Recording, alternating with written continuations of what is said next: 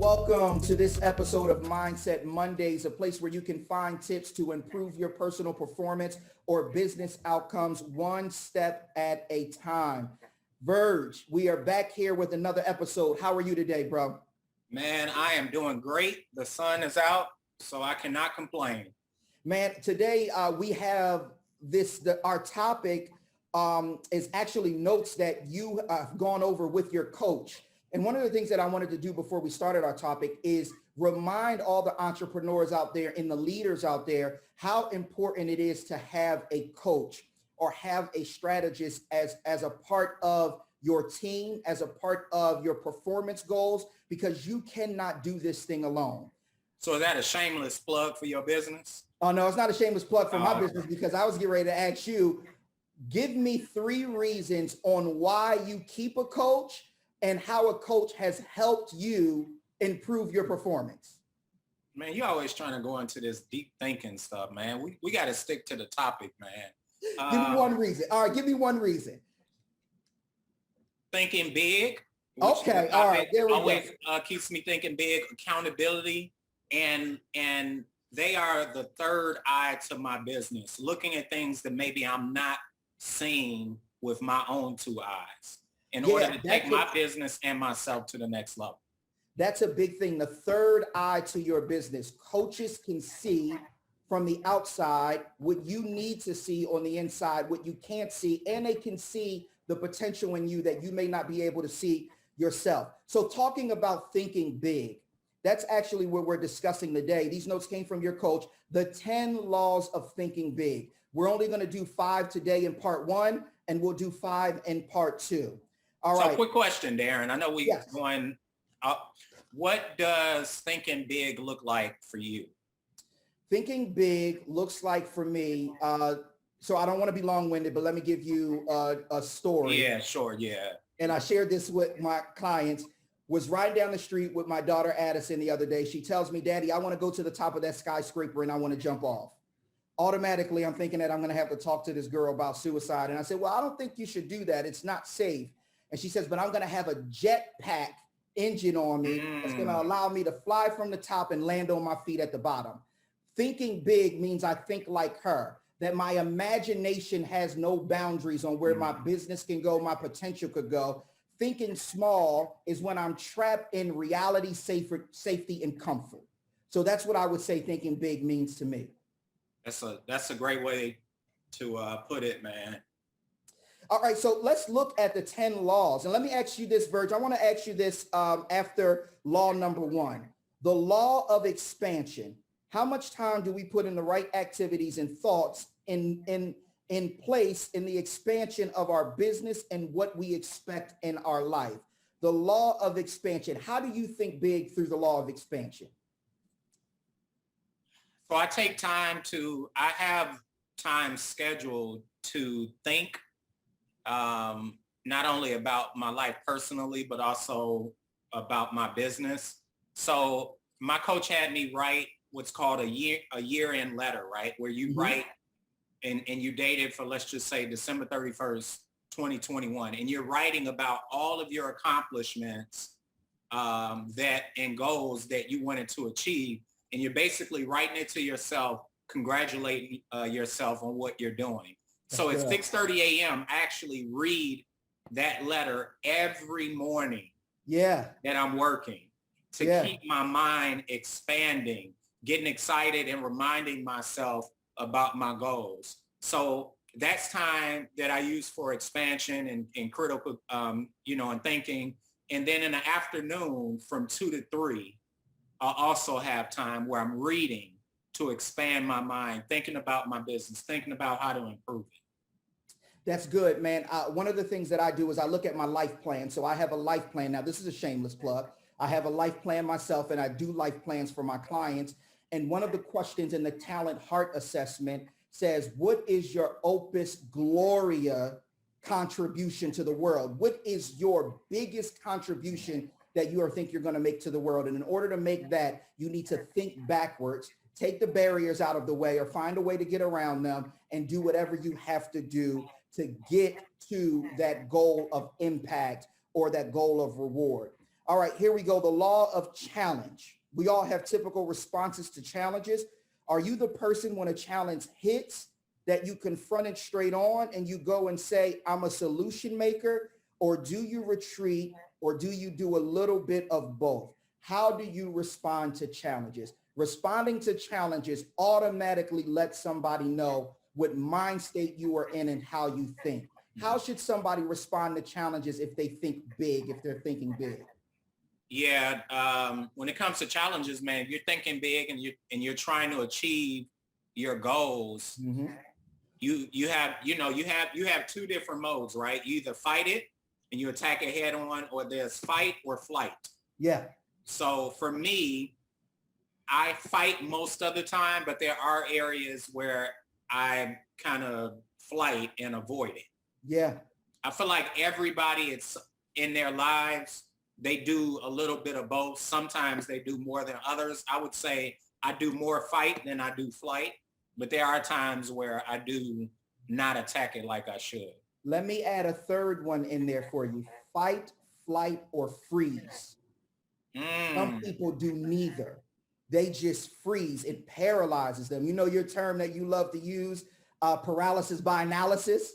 They just freeze and stick there. So one of those three. That's a great one. If you are going to think big, you have to have a contingency plan on how you respond to challenges. You cannot respond to challenges emotionally. You have to respond to them through logic and through ethics. Of course, emotions are going to be involved, but that shouldn't be the foundation of how you respond to your challenges. So number 3, the law of frustration. What are your typical responses when things become frustrating? Talk to me about that one. Yeah, man. So there's always going to be frustrating times that take place in both your personal and business life. And it's usually when something was interrupted in the plan that you have. So for me, my old coach, Kathy Anderson, always said, you create in the direction of your emotions. Yeah. Yeah. So when you're frustrated, then in most cases, as you said, and we go back to point number 2, you're either going to do flight or you're going to do freeze. Right. But if you deal with something that comes unexpected, don't get frustrated. You just have to move on, man. And big thinkers are very self-aware. They don't allow the little things to get in their way. They just respond quickly in a positive manner, man, to those frustrations. And they don't allow them to last long. That's right. Mike Ferry, who's to me the #1 real estate trainer, always says you can't give yourself any more than 5 minutes really to either be in the flight or the freeze mode. Yeah. Or to be frustrated or mad. You got to move on. You can't give that enough time. You can't give it that power. Man, that is so good. And for those who are not in flight or freeze, one of the things that can happen, especially for those who are a little more assertive or a little more aggressive in a good way, when they're frustrated, they pick the wrong fights. They fight the wrong battles. That's why, sometimes when they talk about fight, flight, or freeze, all of them can be good things if they're used in the right way. If you're a fighter, you may need to stop and think before you react, or before you act. You shouldn't react, you should act. If you are somebody that goes into flight, maybe you need to fight this battle because it's going to pull something out. You need to pick which response is the right response for that time. Don't pick fights that don't need to be picked. Don't run, and don't freeze and procrastinate on the decisions when it comes to frustration. The law of reality, number 4. This is my favorite, man. This is your favorite one right here? Yeah. Are you able to see things as they are or only as you'd like them to be? Man. So personal and universal growth is all reality based. Too many people live in fantasy land. Oh. So Darren, how well do you do with dealing with reality? I love dealing with reality. I'm a black or white guy. I know you and I kind of butt heads sometimes because you always say, Verge, there's a gray area. Yeah. There's black or white. It's a binary. It's a binary thing with me, man. It's either a yes or a no. There's no maybe or there's a possibility. No. There are, so Verge, we've had this discussion multiple times. Let's There are stick to the gray topic. areas in some places. I used to be very black and white like you. I've become a little more nuanced now. But when it comes to the law of reality, sometimes I'm a little too hard on myself, and I'm so stuck in the present and what the reality is that I don't leave myself a passageway to look at the future and look back on the problem that I'm facing. That's one of the things that I tell my clients. When you're in the midst of a hard thing, or you're in the midst of a problem or a challenging time, you need to leave yourself a crack in the doorway so you can walk out and look at yourself in the future and turn around and look at this problem to see if it's really that big. What do you need to do to handle it? Can you get over it? Right? And all of that. So I am a person who deals with reality very often, but I will say this. We are building a culture of entrepreneurs who, because they see opportunity all over the world and they see the world scaling in a way that it has never done before, they operate outside of reality. And what happens is they believe that they can walk into opportunity unprepared, uneducated, and when failure or rejection smacks them in their face, they're blaming the system instead of getting back up and doing it again. Right? And so, I've been recently on this kick where I've been telling people, be careful where you get your motivation and your inspiration from, because you will have a lot of people who are selling you stuff that are not reality. And instead of giving you the meats and vegetables of entrepreneurship, they're giving you a dessert table.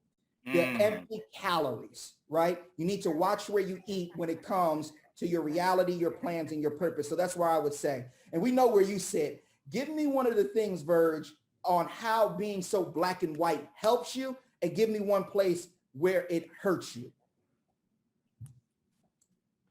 I think from a business standpoint, it helps me because it allows me not to, as we talked about previously, about having emotional responses and not being in, having this fantasy land. I feel like you get more in fantasy land when you are emotional about stuff. Yeah. So I think it helps with to be black and white professionally. There are certain aspects in my personal life where probably according to you, I need to add a little gray area into the situation. Let's get number 5 and let's get on out of this episode. The last one for part number 1, the law of opposition. The universe operates on both opposing positive and negative forces. There are people opposing you when you're trying to accomplish something.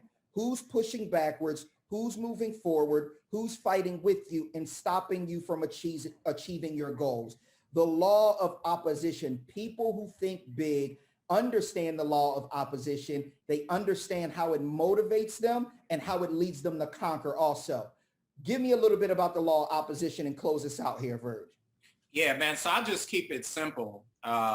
If it's to be, it's up to me, right? So regardless, to think big, you really have to understand that there's always going to be that opposition. And that's where our competitive spirit has to kick in, right? Where you're not going to allow someone or something to get in your way. So if you hold your own self accountable and realize that nobody and nothing can stop you from achieving your goals, then if it's to be, it's up to me. Yeah. If I win, I get the credit. If I fail, I get the credit.